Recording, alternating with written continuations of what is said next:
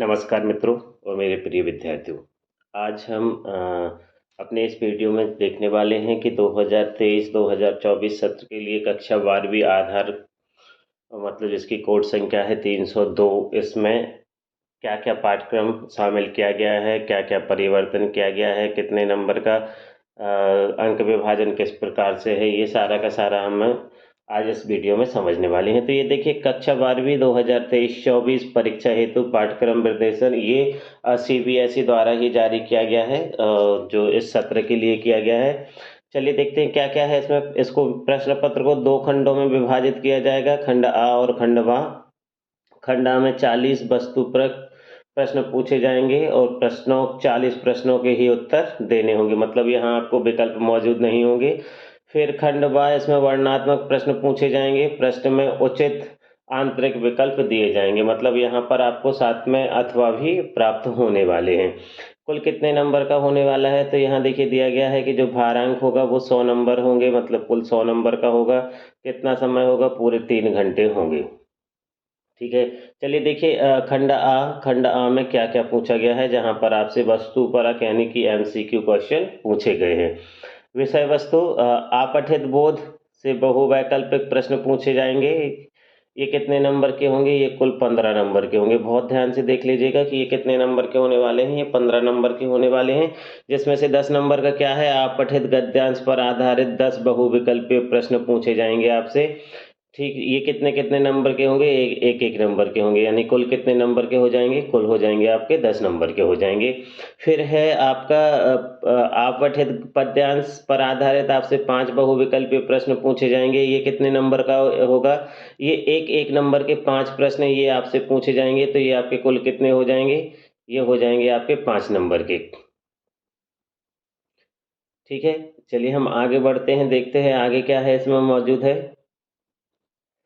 फिर ये आपने देख लिया था कि ये आपके कितने 5 नंबर के हो गए हैं। अब प्रश्न क्रमांक 2, पाठ्य पुस्तक अभिव्यक्ति और माध्यम की इकाई 1 से पाठ संख्या 3, 4 तथा 5 पर आधारित। देखिए ये ध्यान देख लीजिएगा कि जो इकाई 1 है उसमें से पाठ संख्या 3, 4 और 5, मतलब इसमें आपका जनसंचार अभिव्यक्ति ये वाले जो चैप्टर हैं उसमें से आपसे कितने प्रश्न पूछे जाने हैं, उससे आपसे ये 5 नंबर के 5 MCQ पूछे जाने वाले हैं।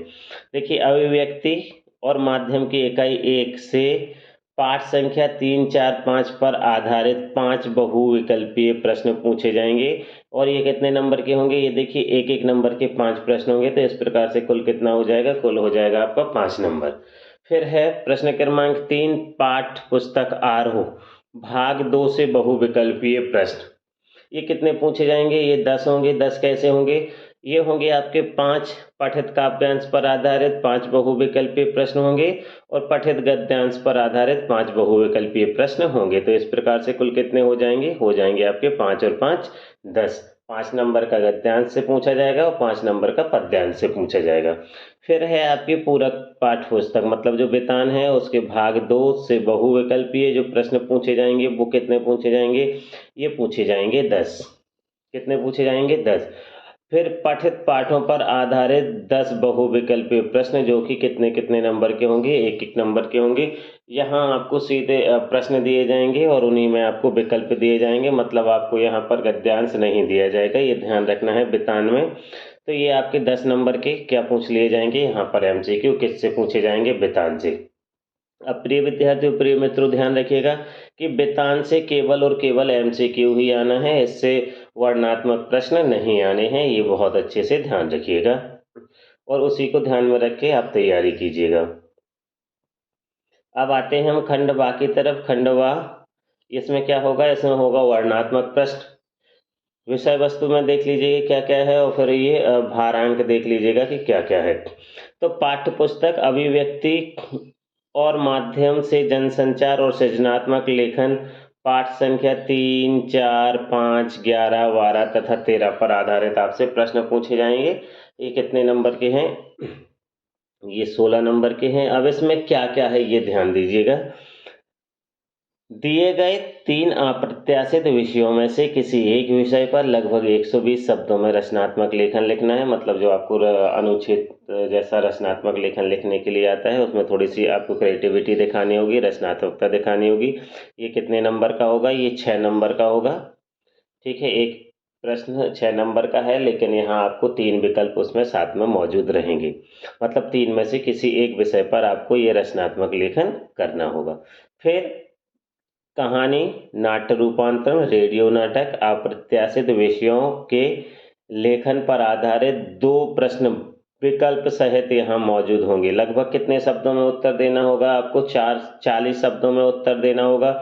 2-2 अंक के ये प्रश्न होंगे, तो कुल कितने हो जाएंगे? ये आपके 4 अंक के हो जाएंगे।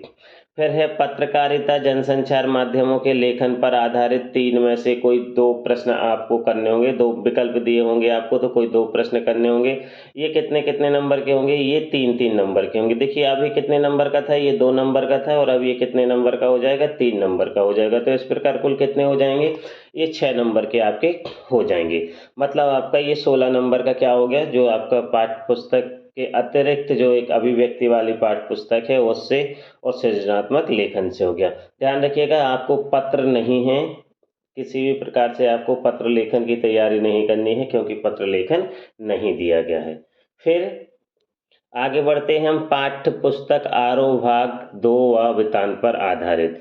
अब देखिए यहाँ दिया है काव्यखंड पर आधारित 3 प्रश्नों में से किन्हीं 2 प्रश्नों के उत्तर लगभग 60 शब्दों में आपको देना है। कितने कितने नंबर के होंगे ये 3 नंबर का एक प्रश्न होगा, तो कुल 2 प्रश्न है, तो कितने के हो जाएंगे? ये 6 नंबर के हो जाएंगे। फिर काव्यखंड पर आधारित 3 प्रश्नों में से किन्हीं 2 प्रश्नों के आपको उत्तर देने हैं। ये कितने नंबर के होंगे? ये होंगे आपके 4 नंबर के। ठीक है। फिर गद्य खंड पर आधारित 3 प्रश्नों में से किन्हीं 2 प्रश्नों के उत्तर लगभग आपको 3 अंक, लगभग आपको 60 शब्दों में देना है। ये कितने का होगा? ये 3 अंक का होगा। इस प्रकार ये भी कितना हो गया? 6 नंबर का हो गया। अब देखिए आपको काव्यखंड से कितना पूछा गया? 6 और 4 10, ये 6 और ये 4 10। ठीक वही स्थिति कहाँ है? गद्य खंड में। देखिए गद्य खंड पर आधारित 3 प्रश्नों में से किन्हीं 2 प्रश्नों के उत्तर लगभग 40 शब्दों में देना है। ये 2 अंक का एक प्रश्न होगा, तो 6 और 4 10। मतलब ये 20 नंबर का आपको वर्णनात्मक रूप से किसका लिखना है? आपको आरोह से लेना है। देखिए मैं क्षमा चाहता हूँ, मैंने ऊपर कहा था कि वृत्तांत से कोई प्रश्न नहीं आएगा, लेकिन इस बार बदलाव किया गया है। वृत्तांत पाठों के पर आधारित 3 प्रश्नों में से किन्हीं 2 प्रश्नों के उत्तर लगभग 40 शब्दों में देना है। मतलब ये 2-2 नंबर के। अब आपसे वृत्तांत से 10 नंबर का एमसीक्यू पूछा जाएगा, और 4 नंबर का आपसे वर्णनात्मक लेखन भी होगा। तो ये 4 नंबर का हो गया। तो कुल कितना हो गया? कुल हो गया आपका ये 80 नंबर। अब इसके बाद 20 नंबर का क्या रहेगा? तो जो आपका वाइवा होता है, जो मौखिक आपकी परीक्षा ली जाती है, उससे संबंधित होगा, जिसमें श्रवण वाचन 10 नंबर का है। और जो आपको परियोजना कार्य दिया जाएगा, वो आपका कितने नंबर का रहेगा? 10 नंबर का रहेगा। इस प्रकार आपका कुल कितने नंबर का हो जाएगा? इस प्रकार आपका कुल 100 नंबर का ये हो जाएगा। तो ये आपके 100 नंबर हो गए पूरे के पूरे। अब चलिए हम देख लेते हैं कि कौन कौन से चैप्टर हैं जो इस वर्ष आपके सिलेबस से अलग कर दिए गए हैं। तो देखिए आरोह काव्यखंड, इसमें गजानन माधव मुक्तिबोध सहर्ष स्वीकारा है। ये पूरी की पूरी कविता नहीं है, और फिराक गोरखपुरी की जो गजलें हैं उसको यहाँ से अलग कर दिया गया है, जैसा कि एनसीईआरटी ने लास्ट ईयर ही ये गजल वगैरह हमारे इसमें से अलग कर दी थी। फिर क्या है? फिर है गद्यखंड। गद्यखंड में विष्णु खरे का चार्ली चैपलिन यानी हम सब, और रजिया सज्जाद जाहिर इनका नमक, ये पूरा का पूरा पाठ क्या कर दिया गया है? अलग कर दिया गया है। ये आपके पाठ्यक्रम में नहीं है। मतलब कौन कौन सा नहीं है? एक सहर्ष स्वीकार है, और दूसरा ये गजल ये नहीं है, लेकिन इनकी रुबाइयाँ रहेगी, ये ध्यान रखिएगा। विष्णु खरे का चार्ली चैपलिन यानी हम सब, ये पूरा पाठ अलग कर दिया गया है, और रजिया जी का नमक, ये पूरा पाठ आपके पाठ्यक्रम में नहीं है।